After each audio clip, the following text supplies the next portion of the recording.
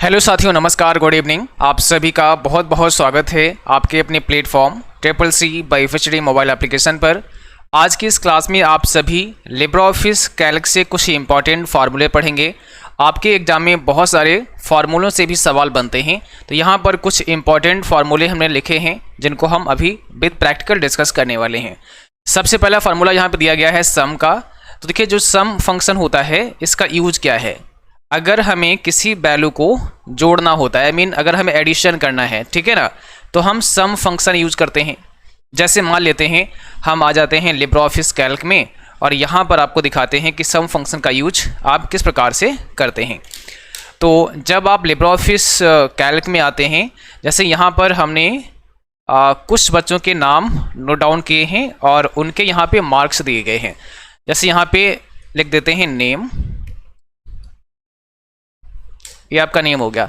तो यहाँ पर मोहन के जो मार्क्स हैं हिंदी में वो 68 हैं, इंग्लिश में 80 हैं, मैथ्स में 74 हैं, साइंस में 58 हैं। तो अब हम क्या चाहते हैं, इन सभी का योग चाहते हैं, यानी टोटल नंबर कितने हैं मोहन के, वो हम यहाँ पे टोटल मार्क्स में चाहते हैं। तो यहाँ पे हमें सम फंक्शन यूज करना पड़ेगा। तो सम फार्मूला के लिए हम क्या करेंगे, इक्वल लिखेंगे, SUM सम लिखेंगे, ब्रैकेट को स्टार्ट करेंगे। ओके, अब नंबर 1 कॉमा नंबर 2 ऐसे भी दे सकते हैं या फिर एक रेंज बना सकते हैं। अब रेंज क्या होता है, तो पहला वाला सेल, ठीक है, और इसके बाद में अब आप यहाँ पे इसको या तो आप ऐसे सेलेक्ट करते चले आओ, लास्ट तक यहाँ पर छोड़ दीजिएगा और ब्रैकेट को क्लोज कर दो, तब भी आपका काम हो जाएगा। एंटर प्रेस कर दोगे, टोटल नंबर ऑफ मार्क्स आपको मिल जाएंगे। दूसरा तरीका ये होगा कि आप इक्वल लिखो, सम लिखो, ब्रैकेट को स्टार्ट करो और देखो यहाँ 68 किस में लिखा गया है, इसका सेल का एड्रेस क्या है, ऊपर कॉलम B है और रो नंबर 3 है, तो B3 आप यहाँ लिख सकते हैं। उसके बाद कॉलन यूज करेंगे और साइंस में ऊपर E दिया गया है, आगे 3 होगा और ब्रैकेट क्लोज कर दीजिएगा। तो यहाँ पे हमारा मार्क्स टोटल आ चुके हैं। यानी सम फंक्शन क्या करता है, नंबर को ऐड करता है। फार्मूला कैसे लगाया, इक्वल सम, यहाँ B3 लिखा गया है, कॉमा के साथ कॉलन के साथ E3 लिखा गया है। अगर आप कॉमा का यूज यहाँ पे करेंगे तो पता क्या होगा, कॉमा का यूज करते ही केवल B3 और E3 को ऐड करेगा, बीच के जो यहाँ पे सेल हैं उनको ऐड नहीं करेगा। तो यहाँ पे 126 ही आए, क्योंकि इसने साइंस के नंबर को जोड़ा और इसने हिंदी के नंबर को जोड़ा। तो कॉमा नहीं लगा सकते हैं, कॉमा लगाएंगे तो सभी को कॉमा लगा के फिर डालना पड़ेगा। जैसे B3 भी डाला कॉमा लगा के, फिर आपको C3 डालना पड़ेगा कॉमा के साथ में, तब जाके जोड़ पाएगा सबको। बट इसलिए हम एक रेंज बनाते हैं और हमेशा रेंज के लिए कॉलन ऑपरेटर का यूज किया जाता है। जैसे B3 कॉलन E3, तो एक रेंज बन गई है। अब इसके बीच में जितने भी सेल होंगे सभी को ऐड कर देगा और यहाँ पे 280 आ चुका है। ठीक है, अब देखो नीचे जितने भी आपके यहाँ पे आपने लिखे होंगे नाम बच्चों के, उनको आप यहाँ पे ड्रैग कर लेंगे। तो यहाँ पे जैसे इस कोने पे आप आएंगे, यहाँ पे ये प्लस पॉइंट बनेगा, आप ड्रैग कर लीजिएगा। तो यहाँ पे 295 नंबर इस बच्चे के आए हैं। तो ये तो आपने सम देख लिया कि भाई कैसे हम सम करते हैं। ठीक है, चलिए आगे बढ़ते हैं और अगला जो हमारा होगा वो है मिन। नेक्स्ट फंक्शन कौन सा है, मिन। तो जो वैल्यू आपके सामने दी जाएगी उसमें क्या करेंगे, उसमें मिनिमम वैल्यू आप पता लगा पाएंगे कि भाई मिनिमम वैल्यू कौन सी है, मिन सबसे कम वैल्यू कौन सी है। तो मिनिमम वैल्यू कैसे आप ज्ञात करेंगे, आपको फिर से आना पड़ेगा लिब्रियोफिस कैल्क में और हम यहाँ कैल्क में आ चुके हैं। अब देखो, हम यहाँ पर चाहते हैं कि ये जो नंबर लिखे गए हैं ऊपर की रो में, इसमें मिनिमम वैल्यू कौन सी है। ठीक है, तो निकाल लेंगे, यहाँ पे इक्वल लिखेंगे, MIN में लिखेंगे, ब्रैकेट को स्टार्ट करेंगे और इस वैल्यू को सेलेक्ट कर लेंगे, यहाँ से यहाँ तक पूरा सेलेक्ट कर लिया और ब्रैकेट क्लोज कर दिया। अब एंटर प्रेस करेंगे, देखो यहाँ पे रेंज बन गई B3 कॉलन E3, यानी इसके बीच में जो B3 है और E3 है, इसके बीच में जितने भी रोज आएंगे, जितने भी आपके सेल आएंगे, उन सब पर ये फार्मूला अप्लाई होगा। तो इसमें सबसे मिनिमम वैल्यू कौन सी होगी, 58 है। देखो इन सब में सबसे छोटा कौन सा है, 58 है। तो यहाँ पे मिनिमम हमें दे दिया है। तो इस प्रकार से हम मिनिमम निकाल सकते हैं और ऐसे ही मैक्सिमम भी निकाल सकते हैं। मैक्सिमम वैल्यू ऐसे ही निकालेंगे। तो आप एंटर प्रेस कर दो, मैक्सिमम कितना है, इस रेंज में मैक्सिमम वैल्यू हमारी 80 है, तो वो यहाँ पे दिखा दी है। ठीक है, तो इस प्रकार से मिनिमम और मैक्सिमम भी आप लोग निकाल सकते हैं बहुत आसानी के साथ में। तो यहाँ पर आपको मैक्सिमम के बारे में भी बता दिया है। ये क्या करेगा, जो वैल्यू दी होगी आपने उसमें सबसे बड़ी वैल्यू आपको बताएगा। उसके बाद आता है प्रोडक्ट। अब देखिए जो प्रोडक्ट होता है ये क्या करता है, ये करता है मल्टीप्लाई, ठीक है ना। अगर आपको मल्टीप्लाई करवाना है तो प्रोडक्ट फंक्शन का यूज़ करते हैं। जैसे आप लिब्रे ऑफिस कैल्क में आते हैं, तो हम यहाँ लिब्रे ऑफिस कैल्क में आ चुके हैं, ठीक है। अब हमें क्या करना है, हमें कराना है मल्टीप्लाई। तो देखिए हमने ये बना के रखा है आपके लिए। जैसे मान लिया यहाँ पे हमें प्रोडक्ट फार्मूला अप्लाई करना है, तो हमने यहाँ पे कोई भी आइटम, जैसे कभी आप बिल बनाते हैं तो आपने क्या किया, प्रोडक्ट के नाम डाले। यहाँ पे कीबोर्ड किसने लिया, फिर माउस किसने लिया, कीबोर्ड का रेट है 250, माउस का रेट है 150, क्वांटिटी कितनी ले रहे हैं, मान लिया कीबोर्ड किसी ने 5 मांगे हैं तो 5 दिए आपने। अब यहाँ पे लगाना पड़ेगा, लेकिन आप ये निकालना चाहते हैं कि कितने रुपए के हुए हैं कीबोर्ड, ठीक है। तो आप इक्वल लिखेंगे, प्रोडक्ट लिखेंगे, ब्रैकेट को स्टार्ट करेंगे, प्रोडक्ट आपको लिखना पड़ेगा और ब्रैकेट को स्टार्ट करेंगे। अब देखिए यहाँ पे इन दोनों को आप सेलेक्ट कर लेंगे, ठीक है, या फिर आप मैनुअली भी टाइप कर सकते हैं। इस सेल का एड्रेस 250 का B3 हो गया, कॉलन और C3 हो गया, एंटर प्रेस कर दो तो 1250 रुपये आ गए हैं, ठीक है। इनको यहाँ से अलाइन कर देंगे सेंटर में, 1250 आ गए। इसका भी निकाल सकते हैं या फिर आप ड्रैग कर सकते हैं। इक्वल लिखना है, फिर से देख लो एक बार, प्रोडक्ट आपको लिखना है, ब्रैकेट को स्टार्ट करना है। इसका जो नेम है वो है B3। अब ये मुझे कैसे पता लगा, इसका B4 है, कैसे पता लगा, तो देखो 150 लिखा, इसके ऊपर कौन सा कॉलम है, B है, और 150 के सामने रो कौन सा है, 4 है, तो V4 हो गया। यहाँ पे कॉलन यूज करेंगे और इसके बाद में C4 आप लिखेंगे, ब्रैकेट को क्लोज कर देंगे, एंटर प्रेस कर देंगे, तो यहाँ पर आ चुका है 750 रुपये। तो इस प्रकार से हम टोटल कर सकते हैं। अब मुझे अगर यहाँ पे टोटल करना है तो यहाँ पे देखो इसको सेलेक्ट कर लिया। अब यहाँ से हम मर्ज कर देंगे, तो यहाँ लिखेंगे टोटल, ठीक है। टोटल आप लिख सकते हैं, टोटल अमाउंट या कुछ भी आप जो चाहें। अब यहाँ पे टोटल करना है, इक्वल लिखेंगे, सम लिखेंगे, क्योंकि टोटल के लिए आपने सीखा है सम होता है, और दोनों को आप ड्रैग करके सेलेक्ट कर देंगे। अब यहाँ 2000 आ चुका है, तो टोटल कितना आ चुका है, 2000 अमाउंट आपका यहाँ पे आ चुका है। इस प्रकार से आप चाहें तो इसमें बॉर्डर भी अप्लाई कर सकते हैं, यहाँ पे आपको बॉर्डर भी मिल जाएगा, आप यहाँ से बॉर्डर अप्लाई कर दीजिएगा। लो, तो इस प्रकार से हम बना सकते हैं। अब जैसे ही आप क्वांटिटी को चेंज करते हैं या रेट को बदल देते हैं तो ये सब बदलेगा। जैसे आपने ये 250 की जगह 240 में लगा दिया तो फिर 1200 के हो गए और 1950 बना। अगर आपने क्वांटिटी को बढ़ा दिया, 6 कर दिया, तो 2190 हो गए। तो इस प्रकार से चेंज करोगे तो ऑटोमेटिकली फार्मूला चेंज होता रहेगा, क्योंकि हमने वहाँ पर सेल का एड्रेस डाला है। तो उस सेल में जो लिखा जाएगा उसी के अकॉर्डिंग हमारा जो फार्मूला है वो हमें आंसर देगा, ठीक है। इसके बाद आप देखो ये प्रोडक्ट आपका हो गया। नेक्स्ट हमारा जो फंक्शन है वो है एवरेज का औसत ज्ञात करेगा, ठीक है ना। तो औसत ज्ञात करने के लिए हम क्या करेंगे, हमें फिर से वापस आना पड़ेगा लिब्रे ऑफिस कैल्क में, और यहाँ पर हम आपको बताएंगे औसत आप कैसे ज्ञात कर सकते हैं। देखो यहाँ पर हमने कुछ नंबर लिखे हैं बच्चों के, जैसे यहाँ लिखा मोहन, और हिंदी में इसके 68 नंबर आए, इंग्लिश में 80 आए, 74 हैं, साइंस में 58 हैं, और इसका एवरेज 70 आया है। तो इसको हम हटा देते हैं, दोबारा से हम लिखते हैं आपके सामने फार्मूला। एवरेज के लिए हम क्या करेंगे, इक्वल लिखेंगे और एवरेज फार्मूला को टाइप करेंगे। एवरेज को हमने टाइप किया। अब इसके बाद नंबर 1 कॉमा नंबर 2 ऐसा भी बोला जा रहा है, बट आप क्या करोगे, रेंज बना दो। आप यहाँ सेलेक्ट कर लो और यहाँ से यहाँ तक सेलेक्ट करो, साइंस तक, ठीक है, और इसके बाद क्लोज करो, एंटर। तो यहाँ पे इसका एवरेज कितना आ गया है, 80 आ चुका है, 70 आ चुका है। इसका एवरेज कितना है, 70 है।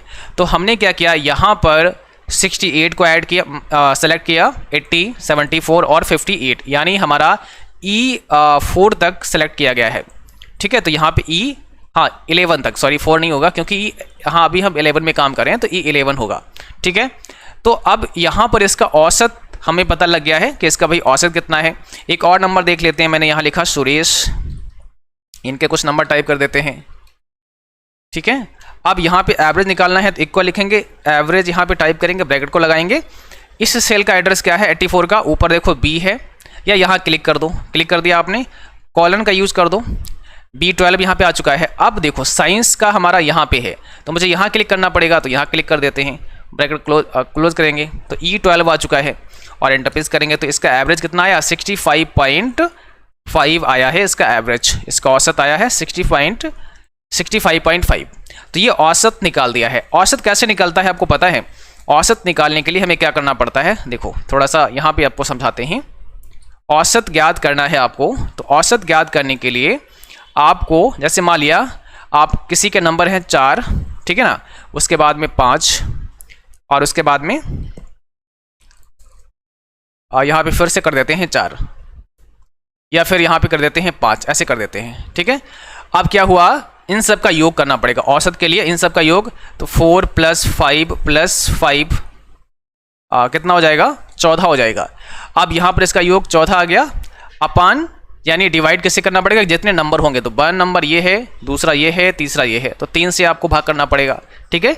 तो इस प्रकार से एवरेज निकाल लेंगे। अगर आप यहाँ 6 कर दें तो पूरा पूरा डिवाइड हो जाएगा, 6 कर देते हैं तो 6 और 5 11 और 4 15 हो जाएगा। तो यहाँ पे देखो 15 आ चुका है। अब आसानी से आप समझ सकते हो, तो 3 से डिवाइड करना पड़ेगा, तो आपका आंसर कितना आया 5, यानी एवरेज कितना है 5 है, औसत कितना है 5 है। तो हमेशा याद रखना है औसत में नंबर को हम ऐड करते हैं और जितने नंबर होते हैं उनसे ही डिवाइड कर देते हैं। जैसे यहाँ पे 4 5 और 6 को आपने ऐड किया और फिर 1 2 3 3 नंबर हैं, 3 से भाग कर दो, जो आंसर आएगा वही हमारा एवरेज हो जाएगा। एक और फार्मूला आता है एग्जाम में फ्लोर करके, फ्लोर और सीलिंग आता है, तो इनका भी मतलब समझ लेते हैं, फ्लोर और सीलिंग कैसे काम करेंगे, ठीक है, इनके बारे में थोड़ा और समझते हैं। तो देखो यहाँ पे जब हम फ्लोर पर आते हैं तो जिस प्रकार से यहाँ पे दिया गया है फ्लोर 58,6, ऐसे कुछ सवाल आपसे बनता है। अब पूछेंगे कि भाई इसका सही जवाब क्या होगा, फ्लोर 58,6 की वैल्यू क्या होगी। तो याद रखना है हमेशा जो फ्लोर फंक्शन होता है इसमें हमें देखना क्या होगा, हम यहाँ पे लिखते हैं इक्वल लगाते हैं, फ्लोर लिखते हैं, 58 लिखते हैं, कॉमा के साथ 6 लिखते हैं। अब देखो यहाँ पे होता ये है कि 6 से डिवाइड करना होता है हमें इस 58 को, तो 6 से 58 डिवाइड होता नहीं है, कटेगा नहीं। फिर क्या करना पड़ेगा, फिर या तो हम प्लस करेंगे या हम माइनस करेंगे, यानी या तो हम 58 से अबव चलेंगे, बढ़ते क्रम में चलेंगे ऊपर और उस वैल्यू को देखेंगे 6 से काट करके, या कम में चलेंगे। तो ये कैसे डिसाइड करेंगे कि ऊपर जाना है नीचे जाना, तो अगर फ्लोर होता है, फ्लोर मतलब फर्श होता है, तो फर्श का मतलब नीचे होता है, तो फ्लोर अगर दिया है तो हमें नीचे की तरफ चलना पड़ेगा, यानी हमें जो है घटते क्रम में आना है, और सीलिंग दिया है तो बढ़ते क्रम में जाना है। तो क्या 6 से 58 कट जाएगा, आपने कहा नहीं सर, तो फिर कौन सा ऐसा नंबर होगा जो 6 से कट जाए, ठीक है। तो 58 के बाद अगर हम घटते क्रम में देखें तो 59 आता है, तो क्या 59 डिवाइड हो जाएगा, आपने कहा सर नहीं होगा, तो फिर कौन सा नंबर होगा, तो कैसे पता लगाओगे कि भाई कौन सा नंबर होगा। तो इसके लिए एक सिंपल सा काम कर सकते हैं, एक टेबल भी आप इसके लिए लिख सकते हैं।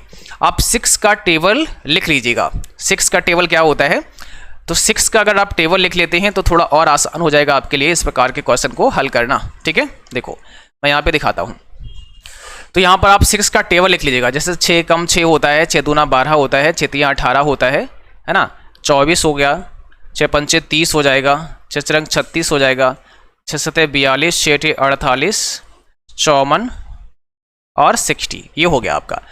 तो आपने 6 का पहाड़ा यानी 6 का टेबल लिख लिया। अब आपके लिए बहुत आसान हो जाएगा।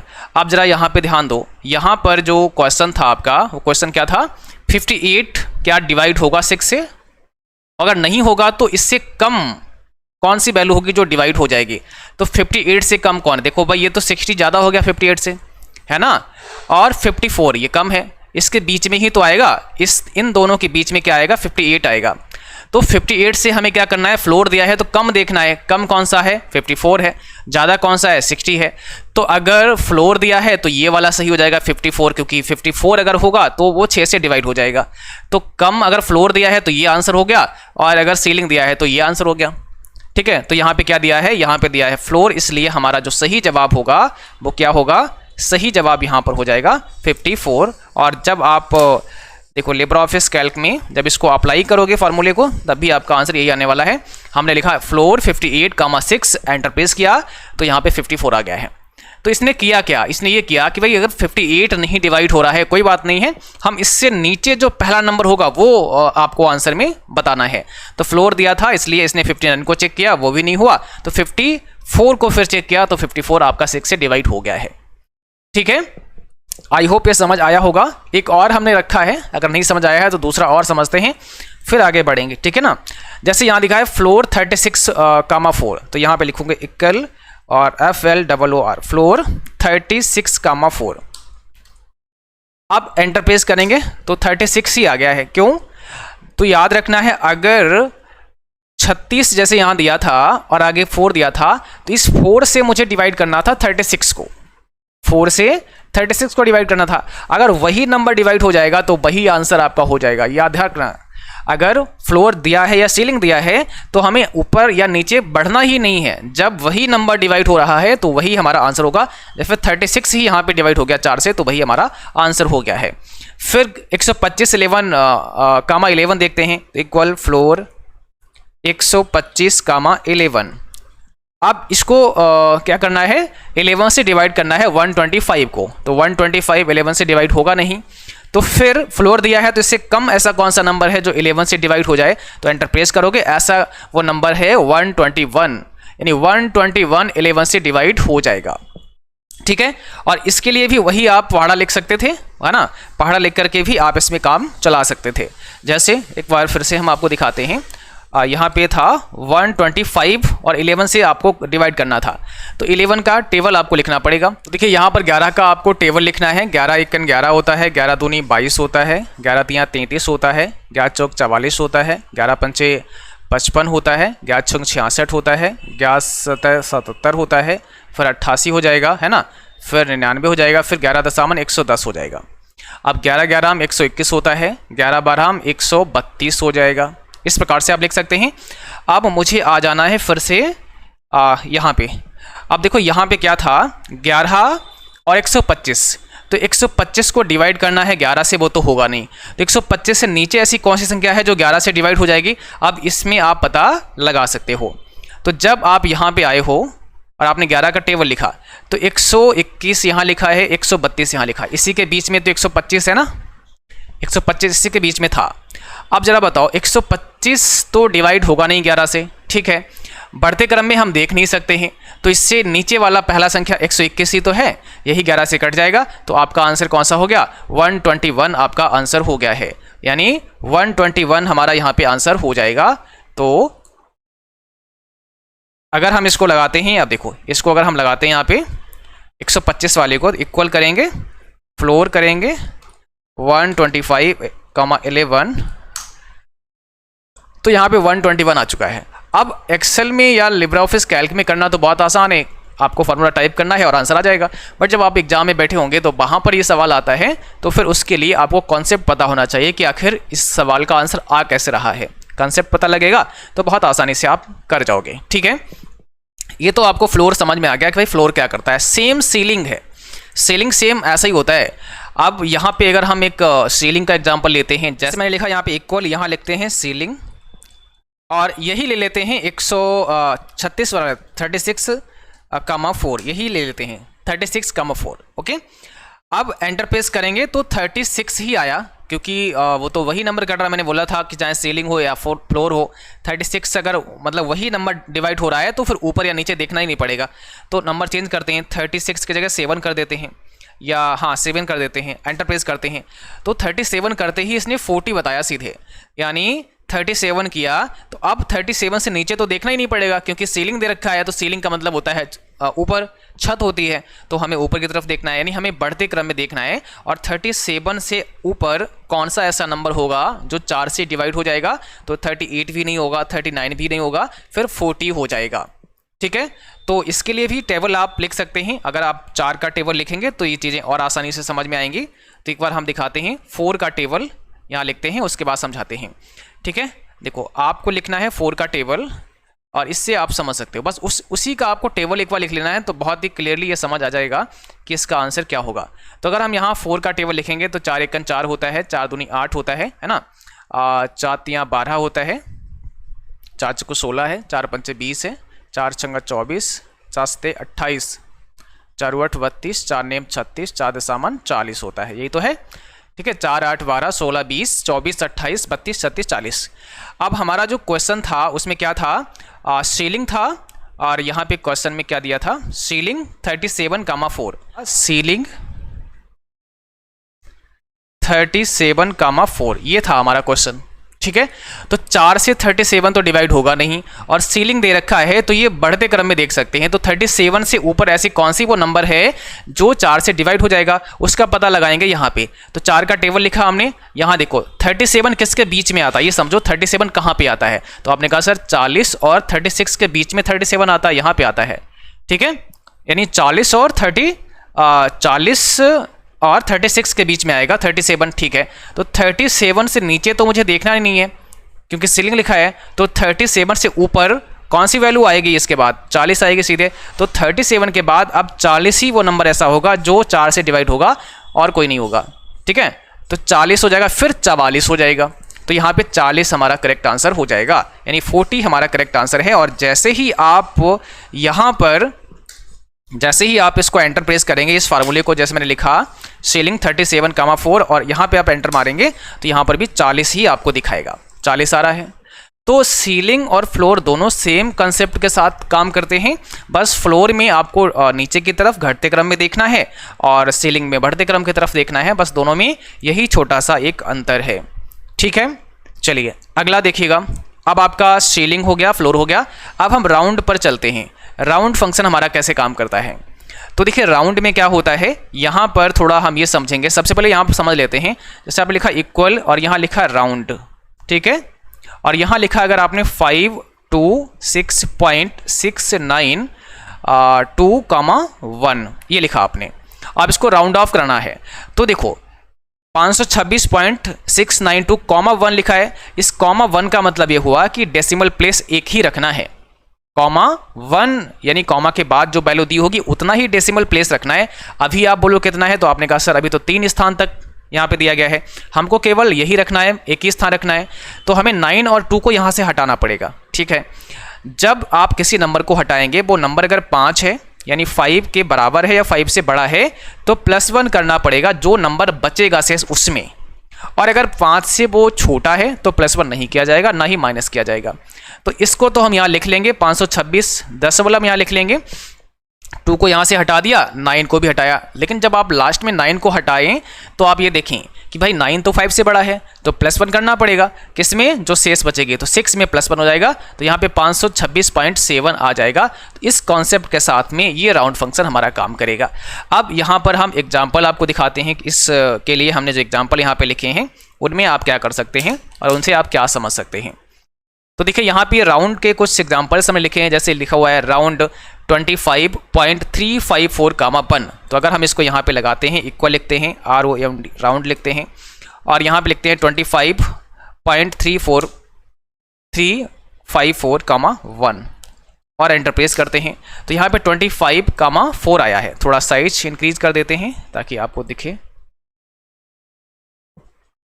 तो यहाँ पर इसका आंसर 25,4 आया। कैसे आया, देखो राउंड दिया है 25 दिया है, 0.354 दिया है और ,1 दिया है। हमें 1 रखना है, मतलब एक ही स्थान रखना है हमें डेसिमल के बाद, यानी 3 को ही रखना था।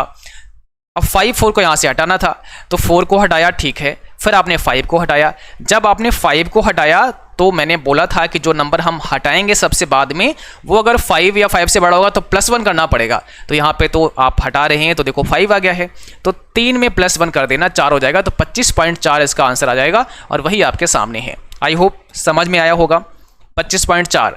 अब एक और देखते हैं, यहाँ पे दिया गया है अगला वाला, इसमें लिखेंगे इक्वल ROUND राउंड लिखेंगे 365.646, 2।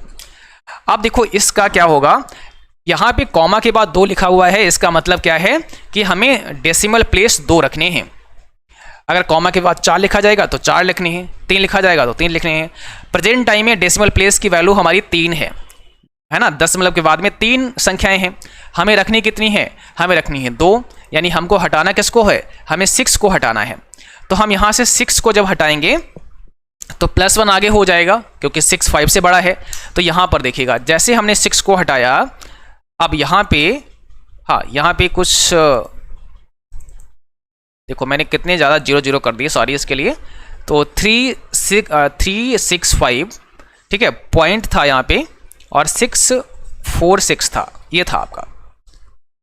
एंटर प्रेस करते हैं तो यहाँ पे 365.65 आ जाएगा। 0.65 क्यों आया, क्योंकि यहाँ 6 को हमने हटाया तो +1 हो गया 4 में, +1 हो गया 4 में, तो इसलिए 6 और 4 यहाँ पे आ चुका है।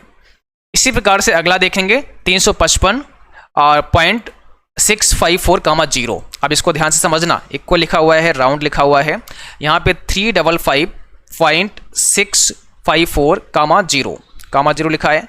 इसका मतलब हुआ कि डेसिमल प्लेस नहीं चाहिए।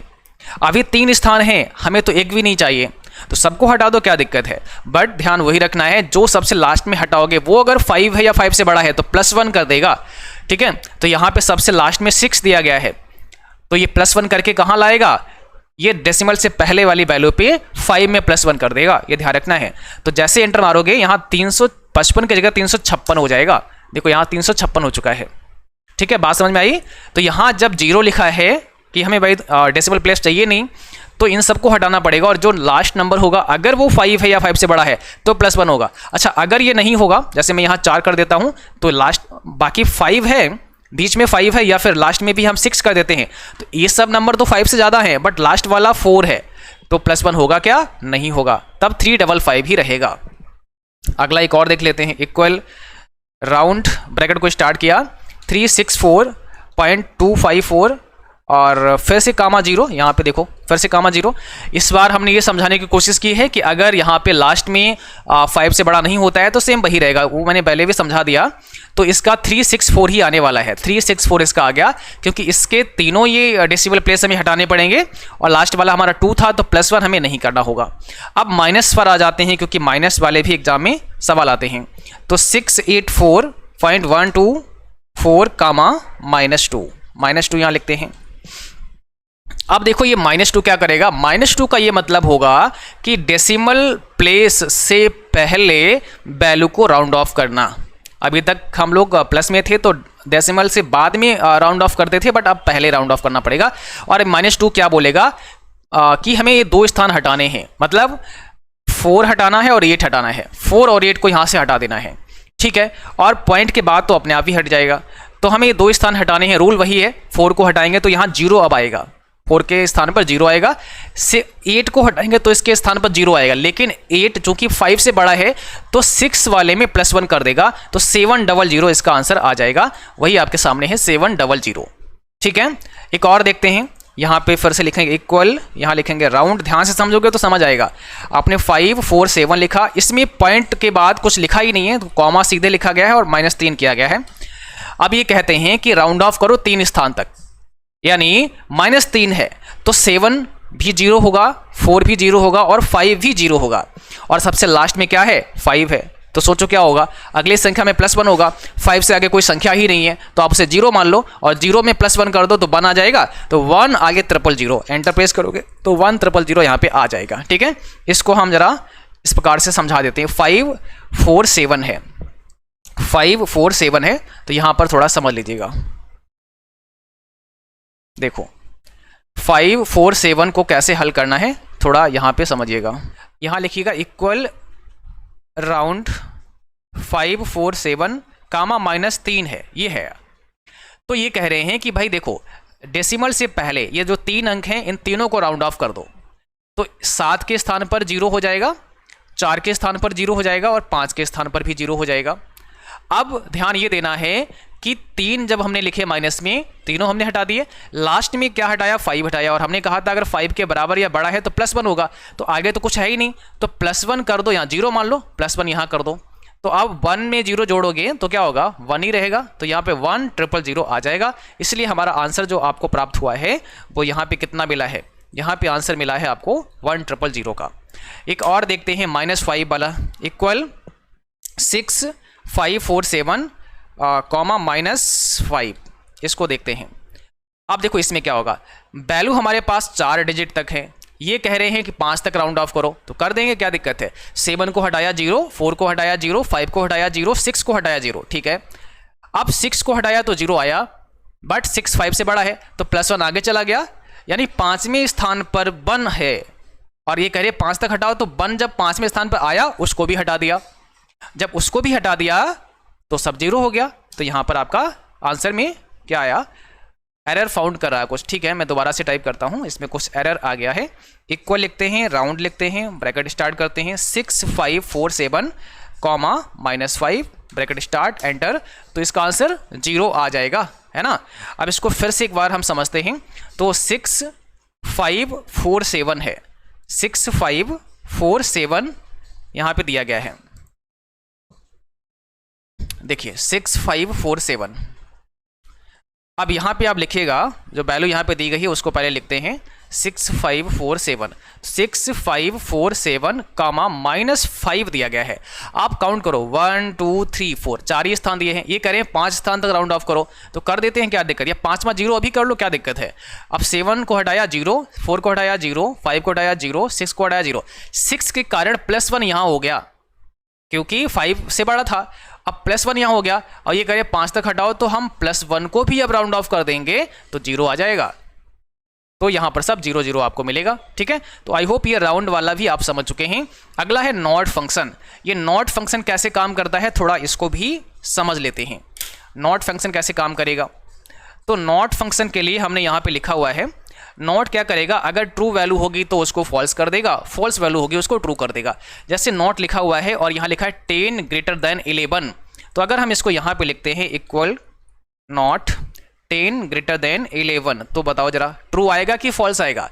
10 11 से बड़ा है ऐसा यहाँ बोला गया है, जबकि फॉल्स है, ये बड़ा नहीं है, लेकिन नॉट लग जाएगा तो ट्रू आ जाएगा। तो इसका आंसर क्या होगा, इसका आंसर ट्रू आ जाएगा। आ गया ट्रू, क्योंकि नॉट लग गया था। अगला देखो, नॉट लिखेंगे यहाँ पे और 15 > 10, 15 10 से बड़ा है, बात सही है, बट नॉट लग गया तो ये फॉल्स कर देगा, तो ट्रू वैल्यू को फॉल्स कर दिया, बहुत सिंपल है। इक्वल यहाँ नॉट लिखो, ब्रैकेट को स्टार्ट करो, 25 > 70, नहीं लेस देन 70। अब देखो 25 जो है वो 17 से छोटा है, तो ये बात तो फॉल्स है, लेकिन ये क्या करेगा, ट्रू करेगा। तो ट्रू वैल्यू को फॉल्स करेगा, फॉल्स वैल्यू को ट्रू करेगा, ये नॉट फंक्शन, ये थोड़ा सा आप सबको याद रखना है, ठीक है। चलिए अगला देखते हैं। अगला यहाँ पे दिया गया है इफ़। क्या दिया गया है, इफ़ दिया गया है।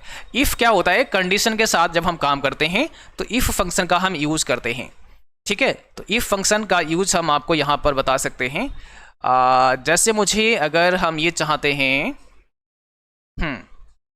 हम अगर ये चाहते हैं, मान लिया चलो हम पास फेल चाहते हैं कि भाई बच्चा पास हुआ या फेल हुआ, तो इसके लिए हम यहाँ पे आ सकते हैं। इस एग्जाम्पल को हम ले सकते हैं, जैसे मैंने यहाँ नंबर बच्चों के दिए हैं। अब हम क्या करेंगे, यहाँ पे परसेंट निकाल लेंगे। पहले इफ फंक्शन लगाने से पहले हम परसेंट निकाल लेंगे एक बार, ताकि पास फेल का क्राइटेरिया आपको अच्छे से समझ में आए। तो इक्वल यहाँ पे लिखेंगे, परसेंट निकालने के क्या करेंगे, टोटल नंबर जितने बच्चे का है वो आप लिखेंगे, है ना, स्टार का सिंबल यूज़ करेंगे। और यहाँ पे आपको 100 लिखना है और डिवाइड बाई जितना पूर्णांक है। तो यहाँ पे देखो 1 2 3 4 ही सब्जेक्ट है, तो हम 400 यहाँ लिख सकते हैं, एंटर प्रेस करेंगे तो यहाँ पे बच्चे का परसेंट कितना आया, 70% आया। तो वो 70% यहाँ पे स्कोर बच्चे का हुआ है।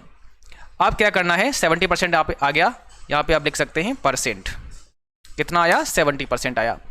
अब यहाँ पे रिजल्ट में हम पास फेल उसको दिखाना चाह रहे हैं, भाई बच्चा पास हुआ है कि फेल हुआ है, ये आपको बताना है, ठीक है। तो इसके लिए क्या कर सकते हैं, अब हम इफ़ फंक्शन यूज़ करेंगे, इक्वल लगाएंगे, इफ़ लगाएंगे। अब देखो जरा, इफ़ हमने यहाँ लिखा तो हम यहाँ क्या लिखने वाले हैं कि जो परसेंट है इसी से तो हम पास फेल बताएंगे। 33% में बच्चा पास होता है, 33 से नीचे होगा तो फेल हो जाएगा। तो हम यहाँ लिखेंगे इफ़ और इस सेल में क्लिक कर देंगे, ये सेल का एड्रेस। अब लिखेंगे ग्रेटर दैन इक्वल है कितने से, 33 से। तो कॉमा के साथ जो वैल्यू हम दिखाना चाह रहे हैं, हम दिखाना चाह रहे हैं पास, तो पास कर दो, ठीक है।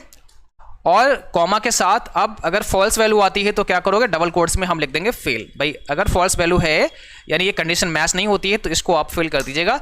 तो अभी ये बच्चा पास हो चुका है, अभी क्या हुआ, पास हो गया है। तो बहुत सिंपल है, देखो यहाँ पे इफ लगाया, G3 क्यों लिखा, क्योंकि G3 में परसेंट लिखा गया है और परसेंट से ही हम ये तय करते हैं कि बच्चा पास हुआ या फेल हुआ। फिर ग्रेटर देन क्यों लिखा, क्योंकि हमने कहा अगर G3 के अंदर ग्रेटर देन इक्वल यानी 33% से बड़ा हो या बराबर हो तो आप इसको पास कर देना, अदरवाइज इसको फेल कर देना। तो इस प्रकार से हम जब लिखेंगे तो हमारा आंसर में पास आ जाएगा। अगर ये परसेंट कम होता है तो ये फेल हो जाएगा। जैसे हम यहाँ 14 नंबर देते हैं, हर जगह ऐसे कर देते हैं। तो देखो परसेंट 14 ही रह गया है ना, और ये फेल हो गया है, बच्चा यहाँ पे क्या हुआ है, फेल हो गया है। तो इस प्रकार से ऑटोमेटिकली ये पास फेल हो जाएगा। और इसके बाद जो अगला हमारा फार्मूला होगा वो क्या होगा, नेक्स्ट दिया है काउंट फंक्शन। काउंट क्या करेगा? काउंट फंक्शन नंबर को काउंट करता है। काउंट फंक्शन हमेशा नंबर को काउंट करता है।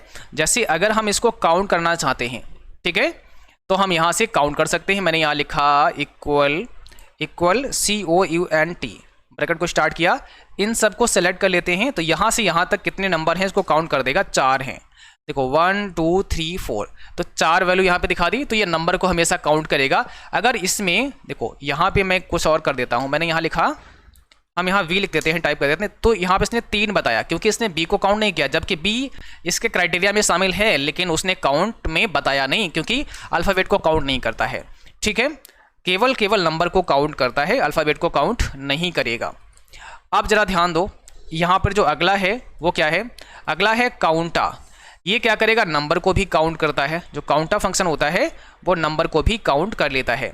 जैसे काउंटा के लिए हम क्या बता सकते हैं, चलो इसी में बता देते हैं। इसी में देखो मैंने यहाँ लिखा, यहाँ पे काउंट है, अभी देखो इसमें 20 शामिल है, बट ये कह रहा 3 है, लेकिन काउंटा को हम यहाँ कर देंगे तो ये 4 बताएगा। हमने ए यहाँ पे बढ़ा दिया, एंटर प्रेस किया, तो अब क्या करेगा? ये 4 वैल्यू दे रहा है क्योंकि अब इसने इसको भी, अल्फ़ाबेट को भी काउंट कर लिया है। तो काउंटा जो होता है वो अल्फ़ाबेट को भी काउंट करता है, ये याद रखना है। ठीक है, आगे देखो अगला क्या है? काउंट इफ़ दिया गया है, तो ये कंडीशन के साथ हमें अगर काउंट करना है तो हम काउंट इफ़ का यूज़ करते हैं। कंडीशन कैसी?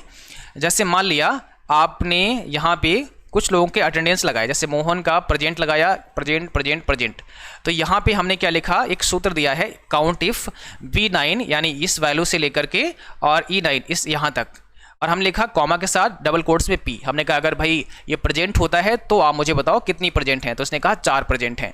इसी प्रकार से हम यहाँ पे भी फार्मूला लगाएंगे, तो यहाँ पे हम इसको हटा देते हैं, दोबारा से लगा के आपको दिखाते हैं।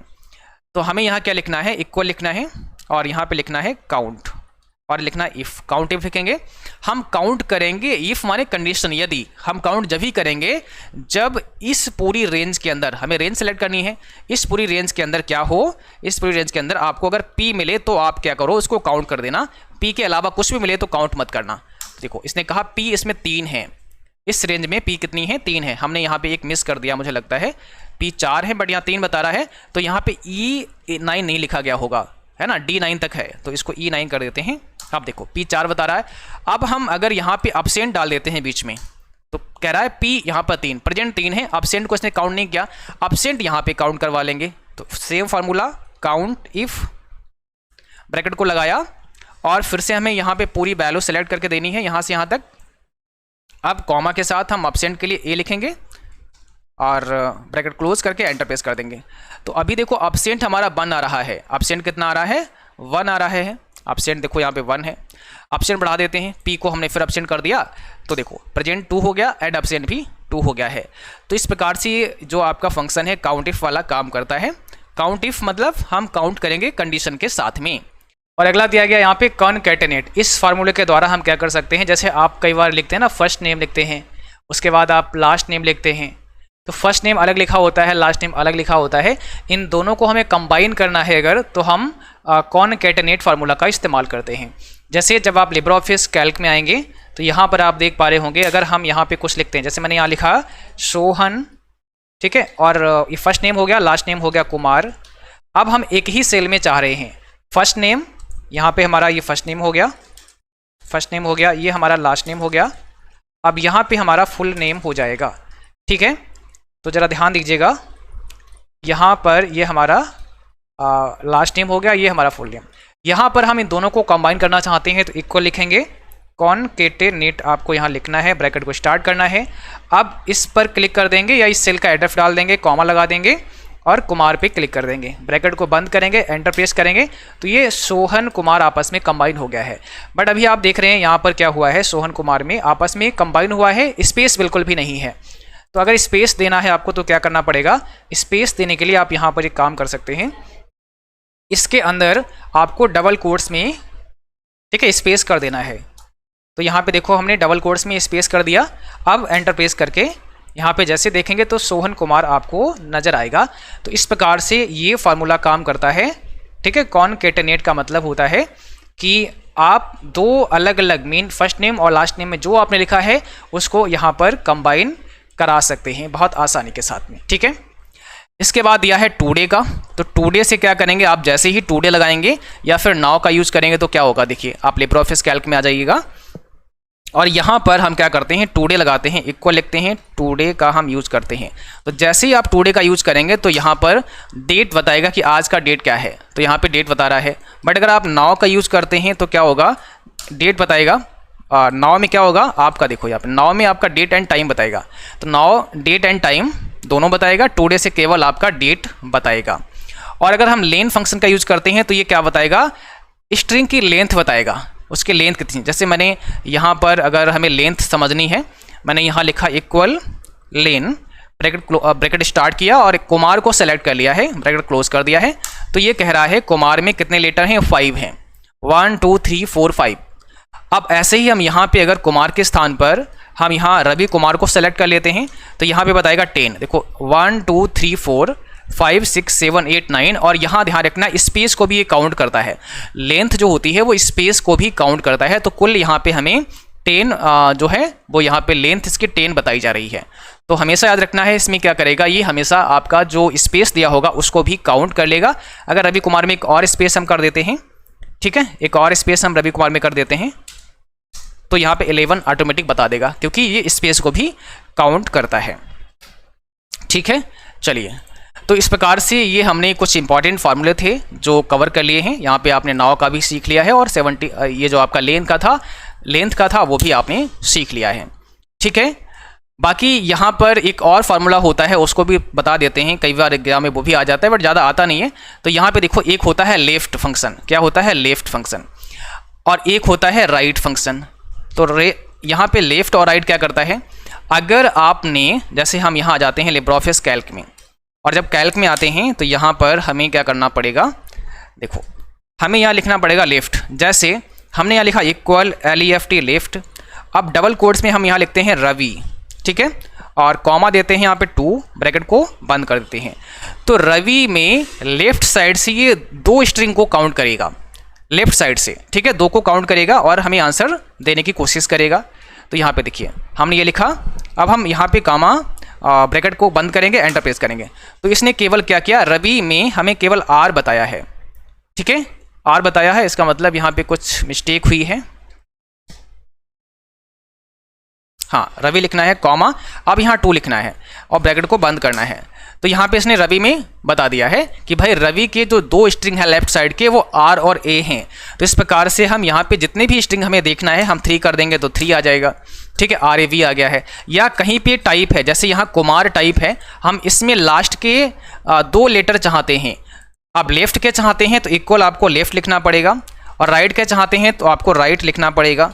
और यहाँ पर अब RIGHT हमें लिखना है, और यहाँ पे अब क्या करना है, इसको बस सेलेक्ट कर देना है, और कॉमा के साथ कितने आपको लेटर चाहिए, तो हमें 2 चाहिए या 3 चाहिए, जो आप चाहिए वो डाल दीजिएगा, एंटर प्रेस करेंगे तो MAR आ गया है। अब इसने राइट साइड से 3 डिजिट को उठा लिया, MAR। तो लेफ्ट राइट क्या करता है, लेफ्ट फंक्शन हमेशा जो स्ट्रिंग आपने सेलेक्ट की है वो लेफ्ट से काउंट करेगा उतने डिजिट जितने आपने बताए हैं, और राइट किया है तो राइट से काउंट कर लेगा। जैसे अभी यहाँ पे राइट से बता रहा है 3 डिजिट MAR, है ना। अगर हम यहाँ लेफ्ट कर देते हैं तो अब लेफ्ट से बताएगा, यहाँ पे देखो KUM बताने लगा है। तो इस प्रकार से ये फार्मूला आपका काम करता है, ठीक है। तो आई होप आपको ये सभी फार्मूले समझ आ चुके होंगे, और इसका PDF भी आ जाएगा तो उसमें सब कुछ लिखा होगा, बहुत आसानी के साथ उससे आप पढ़ सकते हैं। तो आज के लिए बस इतना ही, मिलते हैं अगली क्लास में, तब तक के लिए थैंक यू, बाय बाय।